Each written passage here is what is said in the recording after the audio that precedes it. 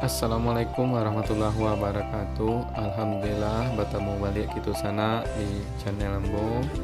Video kali ini perjalanan dari Simpang Gantiang menuju Sitanang sana. Jadi Iko berada di Kecamatan Ampe Nagari.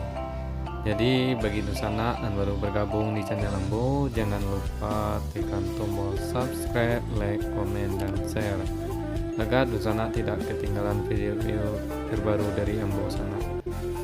Jadi sana semoga Dusana dan berada di rantau terkhususnya semoga lapeh teragak Dusana menceliak kampung halaman. Oke sana.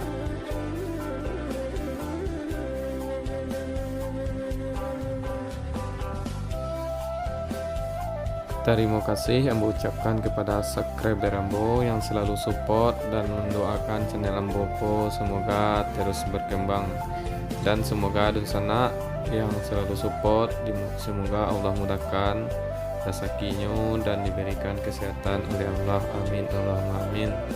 Jadi Dusana bagi YouTuber pemula tetap semangat dan buat konten sebanyak-banyak mungkin sana, minimal gitu usahawan upload sehari sana. Semoga apunan sana cita-citakan semoga berbuah manis nantinya sana. Intinya teruslah berkarya sana.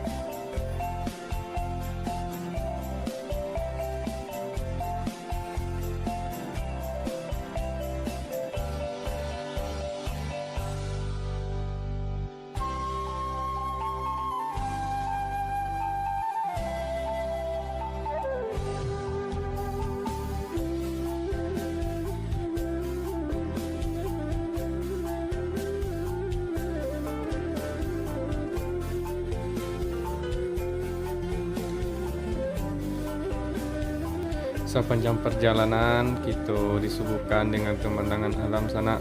Jadi bila sana dia di kiri kanan Ambo ada hamparan sawah dan perpohonan seperti pinang, sawit, dan lain-lain sana. Jadi untuk mencuci mata bakat anak muda kini mendekolah caranya sana main ke alam dan sambil jelajah negari sana. Di negari kita bisa lo dicari di orang lain sana.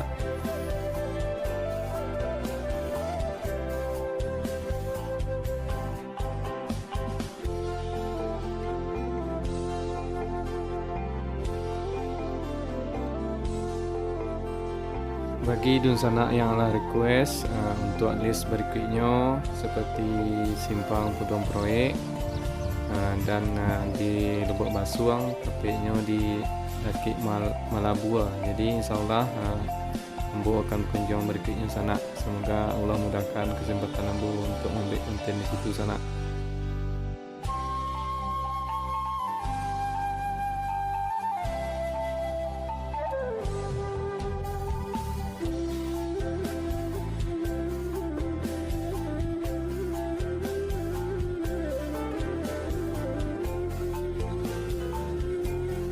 Bagi Dunsana yang tahu tempat wisata alam yang ingin untuk dieksplor, silakan tulis di kolom komentar sana. Jadi Ambo sambil jelajah negari dan wisata alam pun insyaallah akan Ambo eksplor ke YouTube Ambo sana.